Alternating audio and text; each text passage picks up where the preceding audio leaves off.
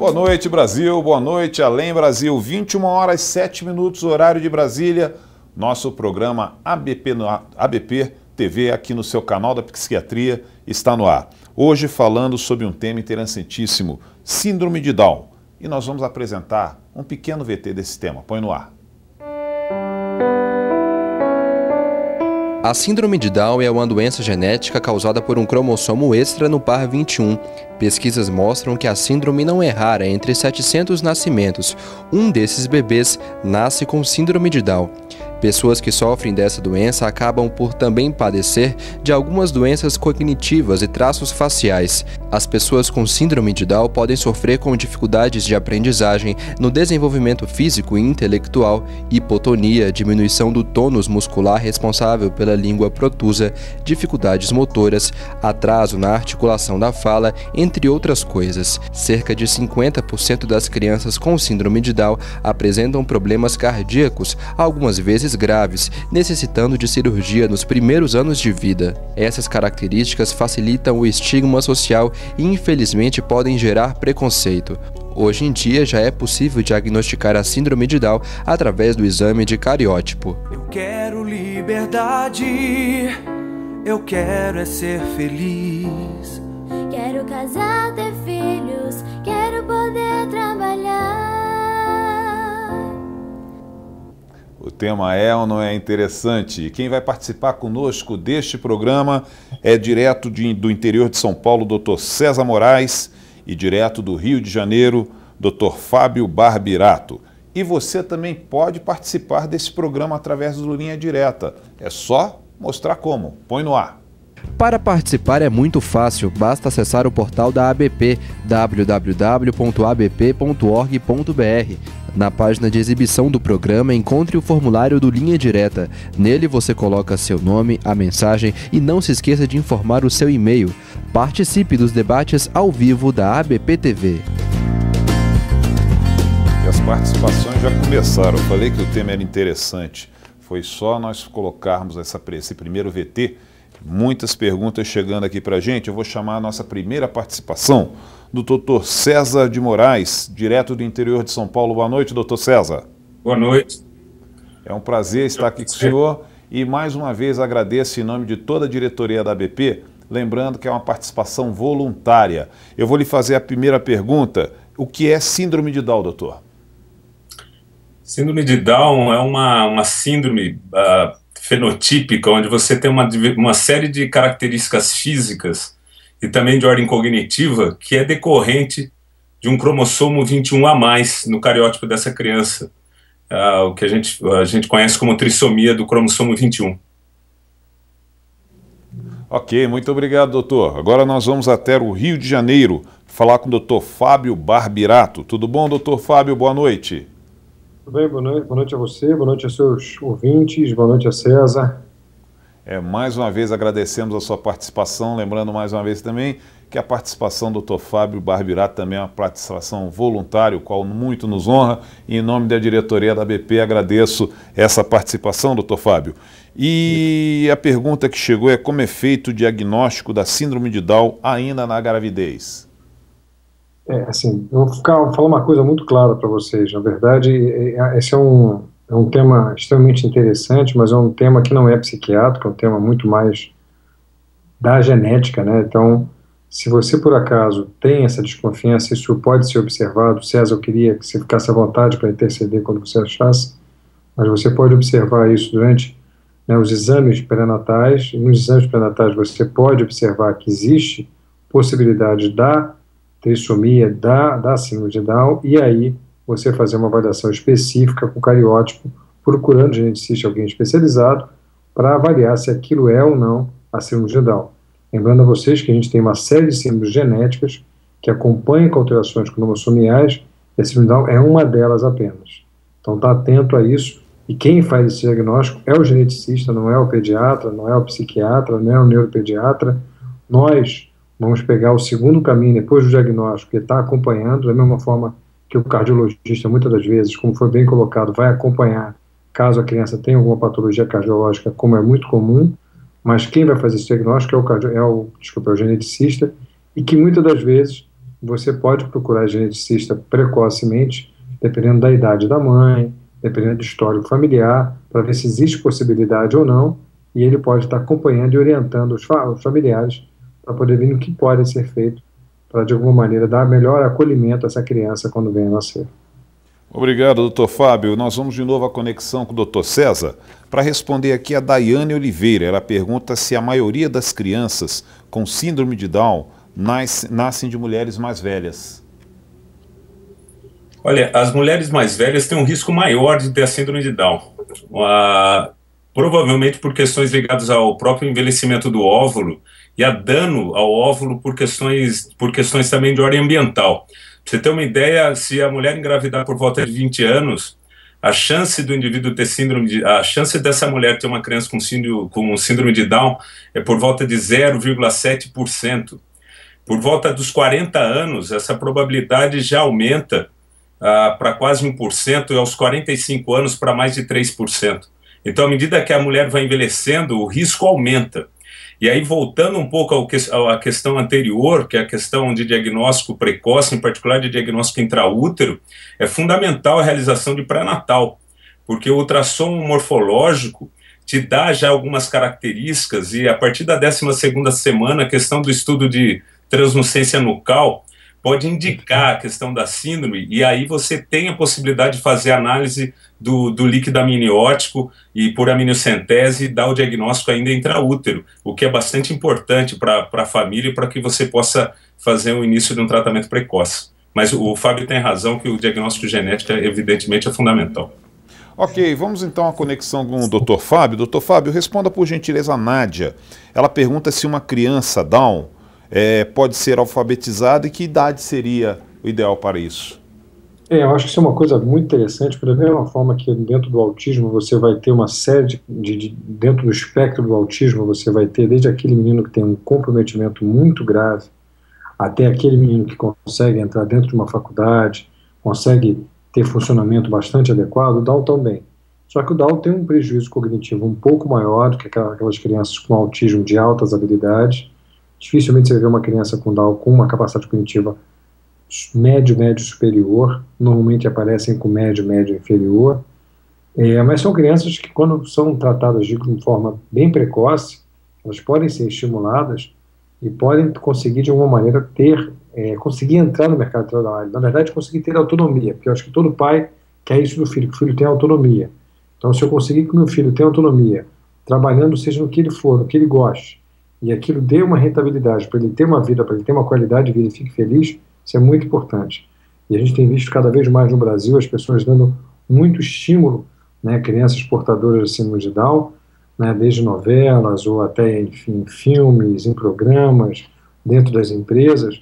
Mas eu queria reforçar como psiquiatra da infância que a síndrome de Down é uma síndrome genética, quem faz o diagnóstico é o geneticista, nós fazemos apenas o acompanhamento quando necessário, normalmente em crianças que têm um comprometimento maior intelectual, que normalmente vêm apresentar comportamentos agressivos de automutilação, mas lembrar a todos os teus telespectadores, todas as pessoas que estão observando, vendo isso na tua mídia, que existem outros transtornos psiquiátricos também tão comprometedores que precisam também de inclusão, como o próprio quadro de autismo, que também precisa ser incluído, também precisa ser ajudado, também tem que ser diagnosticado de maneira precoce. Diferente da síndrome de Down, como bem disse o César, você já pode observar algumas características morfológicas através dos exames de imagem, já precocemente. O autismo você não pode fazer isso, mas você já pode fazer o diagnóstico com 1 ano e meio a 2 anos. Mas sim, dentro das crianças com síndrome de Down, tem crianças que conseguem ter uma capacidade, muitas das vezes até de terminar uma faculdade e ter um trabalho com algumas limitações cognitivas, mas tem outras que não vão conseguir nem terminar o ensino fundamental ou o ensino médio. Então existe um grupo muito grande, um grupo heterogêneo dessas crianças que vão apresentar vários sintomas, várias características, entre elas a cognição, que é a inteligência, algumas com menos prejuízo, outras com mais prejuízo. Eu gostaria que o Dr. César complementasse também essa resposta, participasse nessa resposta aqui a Nádia, se uma criança com Down pode ser alfabetizada e em que período? Ela pode. Eu acho que tem uma questão na síndrome de Down que eu acho que é bastante interessante. Apesar do diagnóstico se está francamente associada à trissomia do 21, como é que a questão se processa? Ainda há muito pouco conhecimento. Então, apesar de elas repetirem essa trissomia, você vê uma característica clínica, inclusive do ponto de vista cognitivo, muito diferente entre elas. É o que o professor Fábio falou. Inclusive, há descrições na literatura de indivíduos com síndrome de Down com nível intelectual normal, apesar de ser muito raro disso acontecer. A maioria tem um comprometimento cognitivo, intelectual, que varia aí de leve a moderado, mas pode ser grave, severo, e depende, evidentemente, muito do nível de funcionamento cognitivo. E aí fazer uma avaliação neuropsicológica nessa criança no momento adequado para avaliar com precisão o nível intelectual dessa criança, eu acho que é fundamental para determinar também como é que vai ser a evolução no processo de aprendizagem desse indivíduo afetado pela síndrome. Então há uma variabilidade clínica muito grande e aparentemente o fato da criança ter um cromossomo 21 a mais, isso altera totalmente a questão cariotípica. Isso faz com que eles tenham características clínicas aí muito diferentes. É uma área bastante interessante ainda, inclusive, de ser pesquisada e estudada, mas depende evidentemente do nível de funcionamento global da criança. Se você pegar um nível muito baixo intelectual, o processo de aprendizagem vai ser muito mais difícil e a inclusão muito mais difícil à medida que os anos passam, e você pode pegar indivíduos com um nível de funcionamento intelectual praticamente normal, o que evidentemente vai fazer com que o processo de aprendizagem seja infinitamente mais tranquilo. Doutor César, aproveita a sua conexão aí para responder o seu xará. Ele pergunta se pessoas com síndrome de Down têm desejo sexual. Claro. É interessante porque a questão da sexualidade na síndrome de Down vem sendo muito discutida. E o desenvolvimento, a maturação sexual da mulher, do menino com síndrome de Down, aparentemente é absolutamente normal, com algumas exceções. A mulher aparenta ter menos folículos assim uterinos, mas o desenvolvimento é absolutamente, pode acontecer, existe desejo sexual, existe a questão da sexualidade presente, e é uma coisa extremamente importante de ser discutida, de ser trabalhada dentro da família, a ponto dos adultos hoje tem toda uma grande discussão a respeito da sexualidade e da estruturação de famílias de indivíduos, inclusive com síndrome de Down, o que tem um risco maior, inclusive, também deles terem outros filhos com síndrome de Down. Então tem toda uma discussão a respeito disso, mas existe desejo sexual, a sexualidade é algo presente e deve ser trabalhada ao longo da vida, como acontece com qualquer outro dos nossos filhos, evidentemente. Ok, vamos voltar a conexão com o Dr. Fábio Barbirato para responder aqui a Marília Bueno. Ela pergunta se crianças com Down são mais calmas que as outras. Eu queria reforçar apenas o que o César colocou extremamente muito bem, na verdade, é que a avaliação neuropsicológica é uma avaliação que tem que ser feita em todas as crianças com Down a partir de 5, 6 anos de idade, porque esse tipo de avaliação, para quem não sabe, é uma avaliação que avalia o que eu investigo, atenção, memória, mas a inteligência, a capacidade de autonomia que a gente vai chamar de função executiva. Então, se eu consigo fazer esses testes antes dos seus 6, 7 anos de idade, eu consigo ter uma diretriz do que eu posso esperar dessa criança, inclusive a alfabetização, como perguntou a pessoa anteriormente a mim e ao César. Então eu consigo ter um mapa do que eu posso esperar dessa criança ao longo dos próximos 5 ou 6 anos e refazer esse teste na adolescência. Então eu tenho crianças que têm o síndrome de Down, que conseguem ser alfabetizadas normalmente entre 6 e 7 anos de idade, e outras não. Mas se eu tenho essa testagem com 6, 7 anos, eu consigo ter isso com mais clareza e orientar qual trabalho melhor. Talvez eu vá indicar uma fono, vou indicar uma pedagoga, em vez de indicar uma série de tratamentos sem ter essa adequação. Então a recomendação é que toda criança que chegue ao seu consultório ou que você tenha seu filho com síndrome de Down, procure uma avaliação neuropsicológica, procure alguém que faça teste de maneira correta, adequada, para ter uma diretriz de qual seria o tratamento correto. A pergunta foi qual, desculpe que eu perdi. Se crianças com Down são mais calmas que as outras. É a Sim, pergunta de Marília Bueno. Exatamente, eu faço analogia com o autismo, porque é um transtorno bastante comum, muito mais comum que a síndrome de Down que nós vemos no nosso consultório, mas sim, tem crianças que são mais agitadas, mais agressivas, são crianças outras menos agitadas, menos agressivas, mas eu volto a falar, pelo que a gente tem na literatura, a agitação está muito vinculada à questão cognitiva. Quanto menos prejuízo cognitivo, ou seja, quanto mais uma inteligência próxima à normalidade ou normal, que seria mais raro, menos comportamento mais inadequado. Exatamente porque ele tem esse freio que faça com que ele se controle, para ele saber que aquela atitude é adequada ou não, para ele não ficar correndo para baixo e para cima. Quanto mais prejuízo intelectual, mais esse comportamento agitado e inquieto, e alguns comportamentos podem ter de automutilação, que é se cortar e cuspir. Isso é muito comum nessas crianças. É uma investigação também importante, porque vai me ajudar a saber qual vai ser minha diretriz de tratamento medicamentoso, quando necessário, e principalmente o acompanhamento a mais. Mas eu posso garantir, quanto maior o comprometimento intelectual, maior a agitação, a inquietude e esses comportamentos de automutilação ou de irritabilidade. Ok, obrigado. São 21 horas 23 minutos, horário de Brasília. Você pode participar deste programa, basta enviar um link aí através do Linha Direta. Lembrando que nós não podemos responder nem perguntas constando nome de medicamentos e ou laboratórios. Nós vamos fazer um breve intervalo comercial, voltaremos em seguida e aproveite agora e mande a sua participação. Segue a BP TV.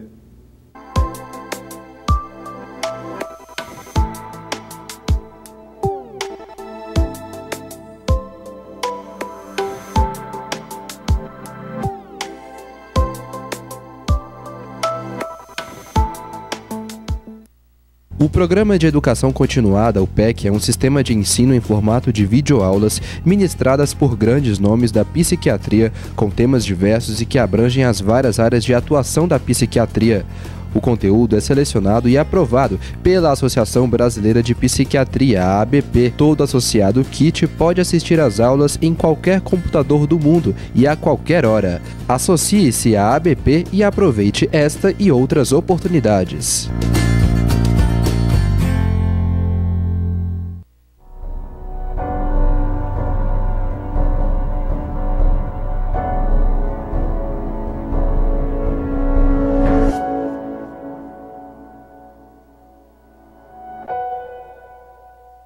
O Programa de Educação Continuada, o PEC, é um sistema de ensino em formato de videoaulas ministradas por grandes nomes da psiquiatria, com temas diversos e que abrangem as várias áreas de atuação da psiquiatria. O conteúdo é selecionado e aprovado pela Associação Brasileira de Psiquiatria, a ABP. Todo associado KIT pode assistir às aulas em qualquer computador do mundo e a qualquer hora. Associe-se à ABP e aproveite esta e outras oportunidades. Além do site oficial da ABP, você também pode se comunicar com a Associação Brasileira de Psiquiatria pelas redes sociais. Curta a nossa página no Facebook, facebook.com/abpbrasil. O endereço para você nos seguir no Twitter é @abpsiquiatria. No Instagram, curta as nossas fotos no @abpbrasil. Fique por dentro das novidades da ABP.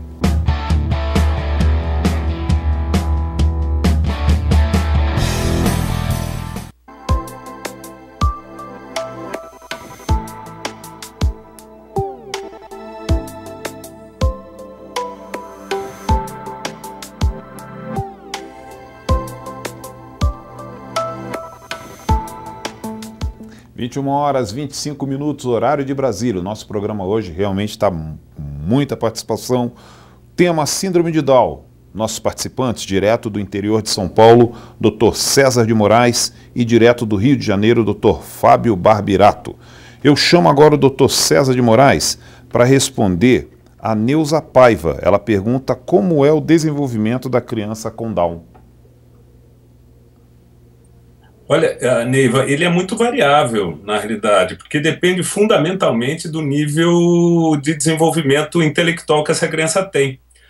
Então, você pode pegar crianças que apresentam um desenvolvimento, por exemplo, motor muito lento, muito atrasado, até outras crianças que vão ter um padrão de desenvolvimento muito próximo do normal e que talvez apresentam alguma dificuldade mais específica a partir da entrada na idade escolar.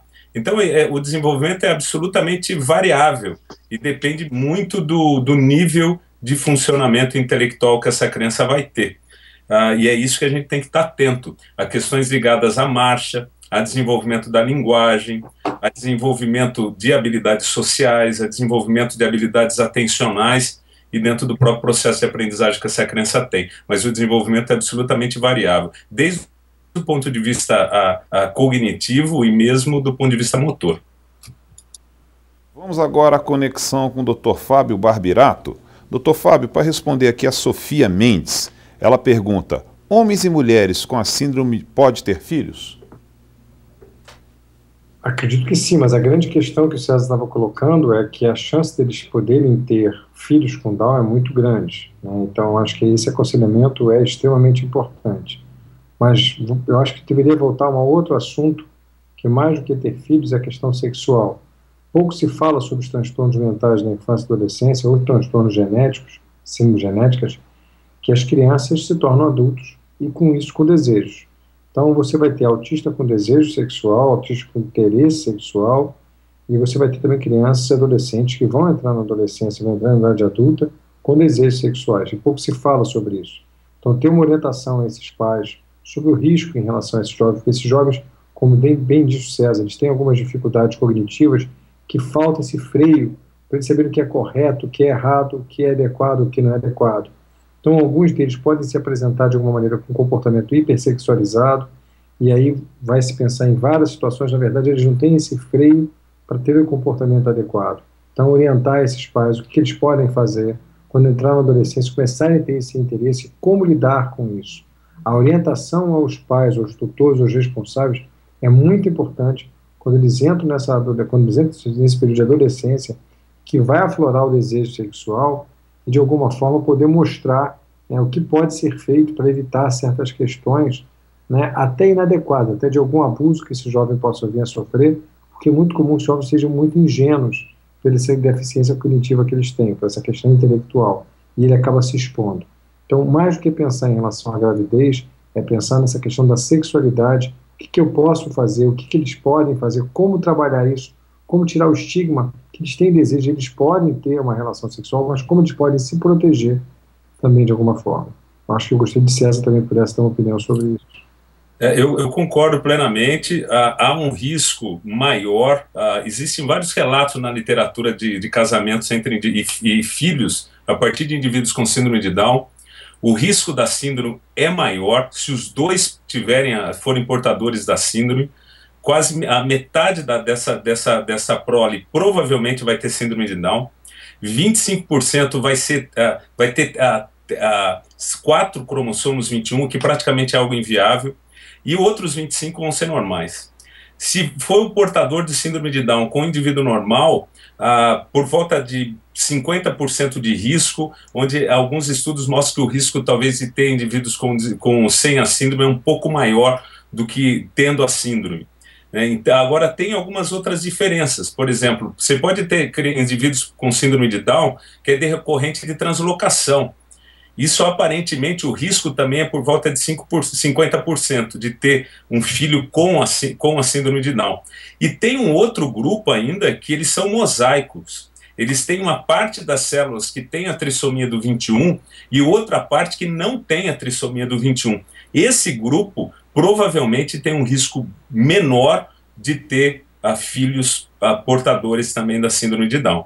Agora, todas as considerações do professor Fábio, eu acho que são bastante relevantes. A gente tem que orientar essa questão da sexualidade muito cedo e precisa estar muito atento, porque eles são mais vítimas de situações de violência sexual, eles são ingênuos, ligados à sedução, esse tipo de coisa. A gente precisa tomar um pouco de cuidado com isso, e é sempre um tabu. Acaba sendo um momento sempre muito difícil para a família, esse momento da descoberta da sexualidade, de querer namorar, de querer ter filhos, é sempre um momento difícil, mas eu acho que é difícil para todos nós, aí. Todos nós que temos filhos, chega nesse momento, é um momento complicado.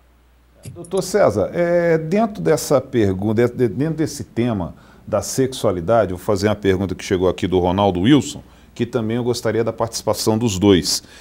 O Ronaldo Wilson pergunta quais as principais dificuldades sexuais da pessoa com Down. Olha, é um questionamento difícil. Eu particularmente acho que nenhuma. Eles desenvolvem a sexualidade, têm a maturação sexual normalmente, né? Só que eles têm dificuldades, muitas vezes, no aspecto cognitivo. Então, eu acho que existem dificuldades em questões ligadas, por exemplo, a coisas muito simples de relacionamento humano, como sedução, como entendimento. Isso pode gerar alguma dificuldade dentro desse contexto, mas do ponto de vista físico, absoluto, não creio que haja qualquer tipo de dificuldade, não. Eu concordo Por com o gentileza, César.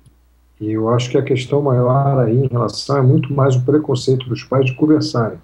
Se para nós que temos filhos, que não temos crianças com síndrome de Down, já é difícil quando ele entra na adolescência, seja menino ou menina, eu imagino que uma criança com Down existe preconceito, até porque tem uma ideia que eles vão ser crianças para sempre.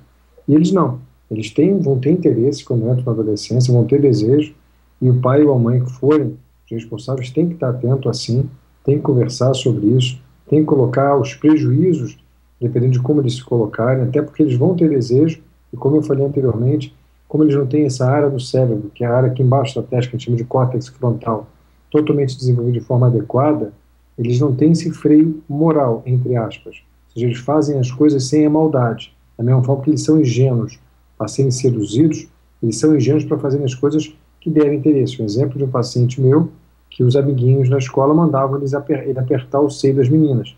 Ele achava aquilo engraçado, porque ele achava que todo mundo achava rindo dele, mas não estavam rindo do que ele estava fazendo, se rindo dele, do que ele estava pagando o mico. Então, numa escola que se falava inclusiva, acabava não incluindo nada, ele era mais discriminado.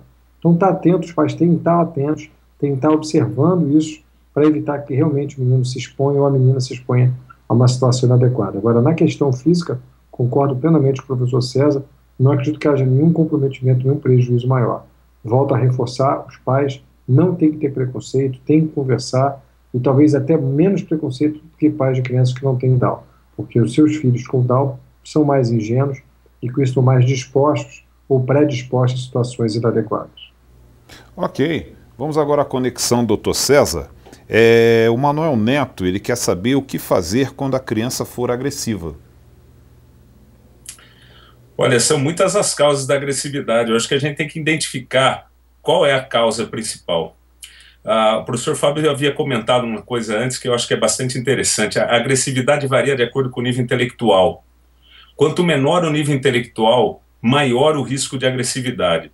Por outro lado, questões também ligadas à dinâmica de família podem interferir. Questões ligadas à escola, ou à dificuldade de manejo da escola.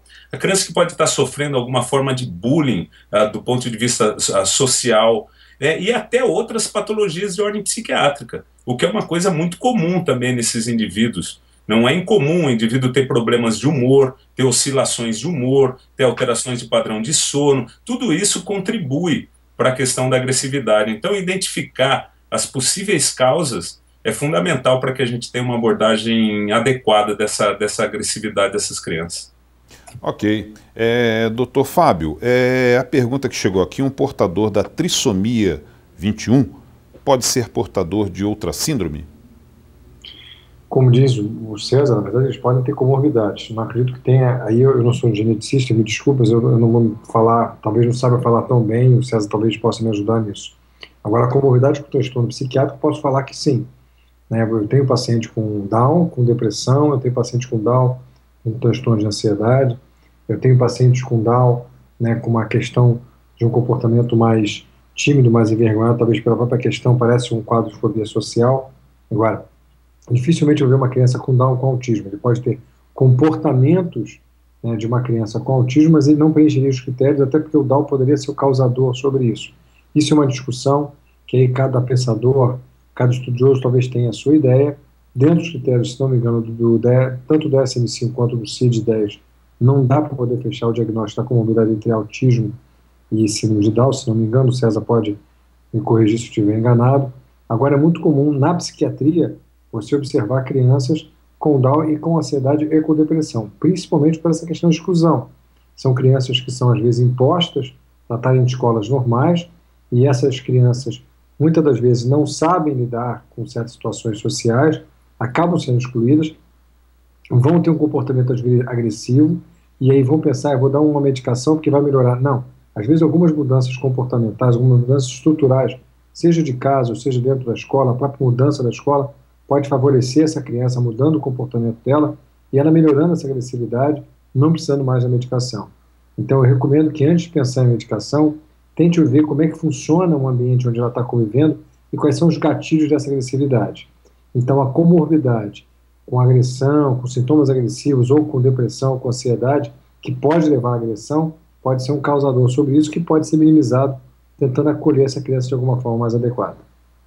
Ok, doutor César, participe dessa resposta também, por gentileza. Eu concordo plenamente. Eu acho que existe uma série de síndromes em comorbidade. Vocês vão observar todas essas síndromes de ordem psiquiátrica que o professor Fábio colocou. Vocês também vão poder... é muito importante a gente poder também observar questões de ordem física. É muito comum essas crianças terem cardiopatias, é muito comum essas crianças terem problemas gastrointestinais. Obesidade é uma coisa absolutamente comum nessas crianças. Problemas de ordem visual, problemas de ordem auditiva, problemas tireoidianos também, muito comum hipotireoidismo nos indivíduos com síndrome de Down, problemas ortopédicos como hipotonia, alterações na articulação atlantoaxial. Então existe uma série de questões de ordem física em comorbidade com a síndrome de Down, que na realidade fazem parte desse quadro clínico, e também uma infinidade de patologias de ordem psiquiátrica que podem cursar com a síndrome. Ok, são 21 horas e 38 minutos, horário de Brasília. Nós vamos fazer mais um breve intervalo comercial. Voltaremos com o último bloco do nosso programa. Aproveite esse tempo, faça a sua pergunta, mande a sua contribuição aqui para o seu programa ABP-TV. Nosso tema de hoje, Síndrome de Down. Nossos participantes, Dr. César de Moraes, direto do interior de São Paulo, Dr. Fábio Barbirato, direto do Rio de Janeiro. Nós lembramos que as perguntas que não derem tempo, realmente são muitas perguntas aqui, mas o que não der tempo de ser respondida hoje, a assessoria da ABP vai mandar essa resposta via e-mail para vocês. Segue comercial, segue ABP TV.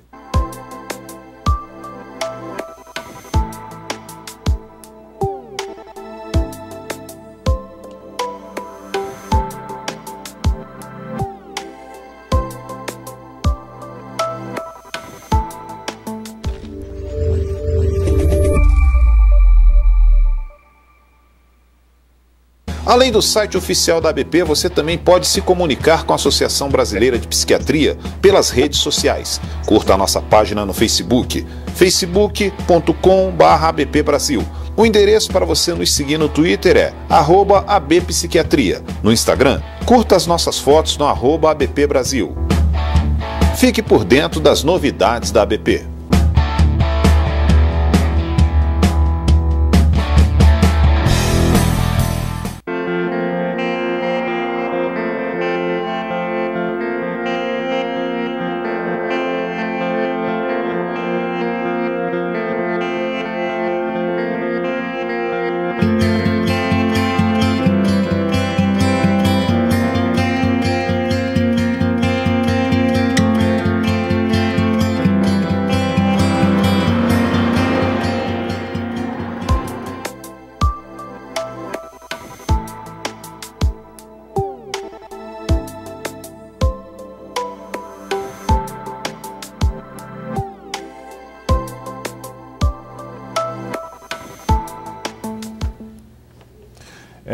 Vamos agora à participação do Dr. César Moraes, respondendo como é feito o diagnóstico da síndrome de Down ainda na gravidez. Então, o diagnóstico, a gente já discutiu, né, a respeito da questão do diagnóstico. Há uma desconfiança da síndrome a partir do ultrassom morfológico e através da análise de translucência nucal, e se houver algum indício da síndrome de Down a partir daí, existe análise análise do vilo corial e do líquido amniótico também, para você detectar a síndrome, aí você ter certeza da trissomia do 21. Ok, vamos agora à participação do Dr. Fábio Barbirato, direto do Rio de Janeiro. Ela pergunta quais os riscos de uma mulher com síndrome de Down engravidar. Desculpa, mas eu não entendi assim, porque ela acha que a mulher... Ela pergunta quais os riscos de uma mulher com síndrome de Down engravidar. Para que eu saiba, na literatura não tem nenhum risco, na verdade existe risco, como bem falou o César antes. Ela tem mais chance de ter, dependendo da própria idade dela, ter uma criança com síndrome de Down, Se ela tem uma idade né, mais velha, ela vai ter mais chance. Se ela tem uma idade menor, de qualquer forma, ela, por ter síndrome de Down, ela tem mais chance de ter uma criança com síndrome de Down. Agora, ela, por ser portadora de síndrome de Down, que eu saiba na literatura, não tem nada que desaconselhe, ou seja, que isso poderia ser um risco de vida para ela ou para o feto. César, você sabe de alguma coisa sobre isso? Não, eu acho que não tem riscos maiores, mas eu acho importante tomar cuidado com essas questões que vêm acompanhados da síndrome. Por exemplo, se esse indivíduo tem algum tipo de cardiopatia, se esse indivíduo tem obesidade, se esse indivíduo, uma coisa outra comum também nesses indivíduos, comumente eles têm problemas imunológicos, então têm infecções de repetição. Eu acho que é uma gravidez de risco nesse sentido. E sem contar com a questão de ordem intelectual, que dependendo do nível intelectual você pode verificar questões também ligadas à higiene, que pode ser um problema também durante a gestação. Então eu acho que é uma gestação de risco nesse sentido. Agora, do ponto de vista de desenvolvimento de todo o sistema da pré-gestação, não há nenhum tipo de dificuldade, não. Duas coisas que o César colocou que eu acho que tem que reforçar. Primeiro, que nós sabemos que a grande maioria de crianças com síndrome de Down, portadores de síndrome de Down, são cardiopatas. Então, observar isso por causa da mãe ser cardiopata, enquanto isso pode comprometer a gravidez ou até mesmo essa mãe. E segunda questão é a questão cognitiva. E aí eu trago uma outra coisa. Será que essa mãe está preparada para ser mãe? Será que essa mãe vai estar preparada para ser cuidadora de uma criança que vai vir dela? Porque essa criança, quando vier dela, ela vai precisar de uma figura materna, vai precisar de uma figura afetiva, próxima, mas mais do que tudo, modelo que consiga dar limite, consiga estar próximo a ela, consiga ensinar questões. Então, se essa mãe tem uma deficiência cognitiva maior, essa mãe, com certeza, vai ter um comprometimento para ser uma mãe próxima e até cuidadora dessa criança. Então, isso é um estar atento, ou seja, se eu tenho um filho que é portador de síndrome de Down, tem uma deficiência intelectual maior, é um filho que talvez seja aconselhável e que ele use algum tipo de anticoncepcional para evitar essa gravidez, porque seria muito difícil essa pessoa assumir, ou seja, ser tutora de uma criança que ela venha a parir no futuro caso ela engravide. Ok, doutor Fábio, continue na conexão para responder aqui a pergunta da Carmen, que eu também gostaria da participação do doutor César. A Carmen pergunta como lidar com a criança com mutismo, seja ele social ou seletivo. O mutismo que ela está falando? Isso, mutismo. Na verdade, o mutismo, ele não tem nada a ver com síndrome de Down, né? O mutismo é um transtorno de ansiedade. Você pode observar em crianças já com 4, 5 anos de idade, são crianças que têm uma característica bastante peculiar, que ela fala com pessoas familiares. Na verdade, ela vai aos poucos perdendo a capacidade ou a condição de estar falando com pessoas não familiares, então com os professores, com familiares mais distantes, depois com os coleguinhas da escola, depois com os familiares mais próximos, e acaba mucitando, ou seja, falando sempre baixinho, né, no ouvido da mãe, ou sempre baixinho, né, no ouvido de alguém que ela tem uma proximidade maior, ao pai, para essa pessoa transpor o que ela está querendo, o que ela está passando. Isso é um quadro de ansiedade muito importante. Normalmente isso vem acompanhado com uma ansiedade social, vem acompanhado no futuro com um quadro depressivo bastante importante, então tem que estar atento.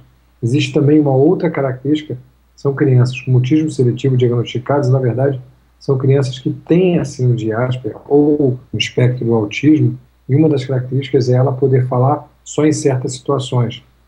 Eu tenho um exemplo meu de um paciente com autismo que ele só falava só sobre vento, só falava só sobre velocidade de vento. Na avaliação que eu tive com ele, eu jurava que ele era um menino com mutismo seletivo, ele foi avaliado por uma fã da minha equipe, e ela descobriu que ele gostava de falar sobre vento.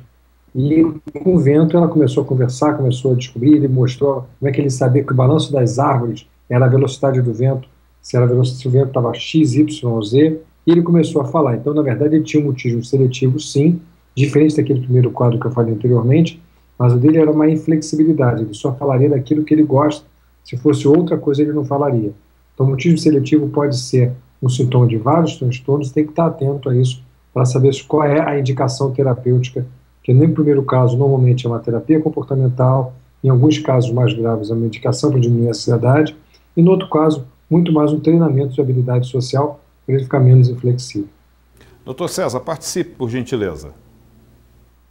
Eu concordo plenamente com o Fábio. O mutismo eletivo seletivo, ele é um diagnóstico até relativamente tranquilo a partir do momento que são crianças que não falam em situações sociais e que falam fundamentalmente com indivíduos que têm um vínculo com um bom vínculo, geralmente pessoas da família.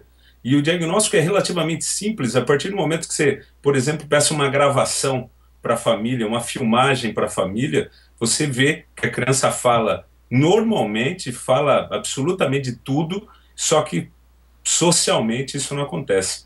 Eu já tive a oportunidade de acompanhar várias crianças com mutismo seletivo, e essas crianças já tive indivíduos que eu convivi por mais de 2 anos sem nunca ouvir a voz da criança, e sabendo que ela fala absolutamente de tudo com a família em figuras de vinculação. São quadros muito sérios, na realidade, e que tem um tratamento também muito difícil. A resposta ao tratamento não costuma ser muito bom. E são crianças que falam, às vezes, para os pais, no ouvido dos pais, na nossa frente, quando médico, porque eles não falam exatamente com o médico, não falam com ninguém, eles falam de uma forma baixinha, que a gente vai chamar de musitando, né? Para exatamente o pai passar o que eles querem. Eles querem um brinquedo, e eu falo, só vou te dar o brinquedo se você me fala o que quer. Ele vai no ouvido do pai, conta o que ele quer, e o pai pergunta se pode pegar. Na verdade, ele não fala, ele vai ter uma linguagem não verbal total, ou seja, ele aponta, ele demonstra outras maneiras de comunicação, diferente de uma criança com autismo que não tem linguagem nenhuma, mas ele não fala na frente de pessoas que ele não se sente familiar. Normalmente ele escolhe 1 ou 2 pessoas que ele vai falar. E o César falou muito bem, uma das formas que eu faço o diagnóstico é pedir a filmagem em casa. Você vê que em casa ele é uma criança outra, ele fala, ele brinca, ele ri. Agora, quando sai de casa, ele vai para a pracinha, vai para o pátio, ele já não fala com nenhum amiguinho, mas ele participa das brincadeiras como qualquer outra criança. Também diferente de uma criança com autismo, que não só não fala, mas também não tem interesse de brincar com outras crianças. São 21h49, horário de Brasília. Nós estamos chegando quase ao final do nosso programa, doutores, mas dá para responder ainda uma pergunta da Lilian. Ela pergunta o que difere no comportamento social de uma criança com síndrome de Down com uma criança sem a síndrome. O senhor pode começar, doutor Fábio? Na verdade, tem tudo a ver com a questão cognitiva, né? Se eu tenho uma criança com síndrome de Down, prejuízo cognitivo muito importante, é uma criança que vai ser bem comprometida, e com isso ela vai ter todo o atraso no desenvolvimento da linguagem, que é a primeira área a ser desenvolvida, até o aprendizado formal. Aquelas crianças com síndrome de Down que têm um cognitivo mais preservado, que têm uma capacidade de desenvolvimento, de entrar na escola, de terminar o ensino fundamental e até às vezes o ensino médio, até às vezes entrar na faculdade, são crianças que continuam sendo mais ingênuas. Então são crianças que têm que estar sempre atento, porque ela tem uma ingenuidade que faz muito parte dela. Você vê que a criança com síndrome de Down, em raríssimos os casos, são crianças muito doces, são crianças muito afetivas. Em raros os casos, são crianças que vão apresentar uma irritabilidade maior. Então, essas crianças mais doces, mais afetivas, também são ingênuas.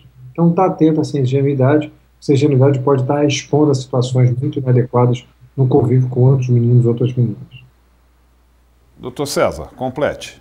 Olha, eu acho uma questão muito interessante, porque a gente falou tanto de questões cognitivas e de inteligência, e a gente, na verdade, definiu muito pouco a questão a respeito do que é inteligência. Inteligência é um construto teórico que passa por questões de linguagem, questões de raciocínio lógico abstrato, por questões motoras e também por questões de adaptabilidade social. A inteligência, em última análise, na realidade, ela é uma entidade francamente adaptativa. E como essas crianças têm dificuldades no padrão, dependendo da gravidade do comprometimento intelectual, na linguagem, na motricidade, na capacidade de abstração, evidentemente há dificuldades na adaptação social, que é um fator fundamental para se dizer que há algum tipo de comprometimento também de ordem cognitiva. Então há de se esperar, principalmente nas crianças que têm um comprometimento intelectual maior, e você vai enfrentar dificuldades aí da adaptabilidade social. E se você pegar um QI abaixo de 30, que é um QI muito baixo, a grande maioria dessas crianças, na realidade, apresentam comportamentos autísticos associados, por ausência de linguagem, por ausência de capacidade de empatia, uma série de questões aí que são vinculadas aos aspectos cognitivos. Então depende muito da questão intelectual como um todo, mas a adaptabilidade social é uma coisa de se esperar haver algum tipo de dificuldade, porque é uma entidade inerente a própria questão da inteligência. Ok, doutor César, nós estamos chegando ao finalzinho do nosso programa. Eu gostaria das suas considerações finais sobre a participação nesta edição da ABP-TV com o tema Síndrome de Down. Eu gostaria de agradecer à ABP pelo convite. É sempre um privilégio, uma honra estar aqui, estar com o professor Fábio Barbirato, amigo de longo tempo, estar podendo conversar com as pessoas que têm interesse no tema e dizer que é um tema fundamental, porque a síndrome de Down é a maior causa de comprometimento cognitivo do ponto de vista genético. E então nós temos aí uma questão a ser muito trabalhada, e é uma área que tem sido muito pesquisada, não só no Brasil como fora do Brasil, e existe uma participação aí muito grande das associações e de pais que têm batalhado muito para o diagnóstico precoce e para criar estratégias aí de tratamento que sejam eficazes, permitindo essas famílias, essas crianças terem qualidade de vida e felicidade, e também poderem chegar na vida adulta de uma forma independente. Eu agradeço a todos aí que participaram, foi um prazer muito grande estar aqui com vocês essa noite. Eu gostaria agora das considerações finais do doutor Fábio Barbirato. Eu acho que essa iniciativa da ABP-TV foi uma das grandes coisas que essa gestão fez, porque isso aproxima mais ainda, né, os psiquiatras que trabalham com criança, com adolescente, com adulto, com idoso, estarem próximo da população, estarem tirando dúvida, estarem trocando isso. Isso eu acho que a ABP cada vez mais está de parabéns. A ABP cada vez mais tem dado espaço à psiquiatria da infância. Eu e o César já participamos de 2 ou 3, né, eventos aqui, junto a vocês, então é muito assim, uma satisfação enorme estar participando, estar tirando essas dúvidas, e que venham mais temas ligados à psiquiatria da infância, que tanto eu quanto o César e outros colegas estaremos aqui para poder participar. Agradeço, né, ao Antônio Geraldo, a toda a diretoria da ABP, agradeço a vocês daí da ABP-TV, e agradeço ao César mais uma vez por a gente poder estar dividindo e trocando, né, esse espaço que eu acho que é de grande importância, não só para os nossos colegas médicos, mas principalmente para a população em geral, para tirar dúvidas básicas que às vezes eles não têm chance de tirar. Muito obrigado e boa noite. Pois lembrando também que no dia 21 de março é o Dia Internacional da Síndrome de Down, né? E nós esperamos que a ABP, que este programa tenha ajudado a diminuir as dúvidas e, com certeza, também o preconceito. Antes de terminar, nós vamos aqui para lembrar das nossas redes sociais. Vamos lá, Diego. Está no ar? facebook.com/ABP Brasil. Twitter, @ABPsiquiatria. Instagram, @ABP Brasil. Lembrando, nosso próximo programa vai ser sobre corrupção. É um tema interessantíssimo no dia 13, né? Dia 13? 16, isso. Dia 16 de março, segunda-feira próxima, nosso programa vai ser sobre corrupção e as chamadas vão entrar no ar logo a partir de amanhã. Eu gostaria muito de agradecer, muito mesmo, a participação voluntária do Dr. César de Moraes, do interior de São Paulo, e também a participação do Dr. Fábio Barbirato, direto do Rio de Janeiro, agradecendo também a colaboração, o empenho, a participação de toda a turma da assessoria de comunicação da ABP, que faz todo esse esforço para trazer a você esse programa. Lembrando que nós temos um encontro marcado na próxima segunda-feira, às 21 horas, horário de Brasília, e você pode participar ao vivo do Linha Direta. Tenham todos uma ótima semana. Segue a ABP TV.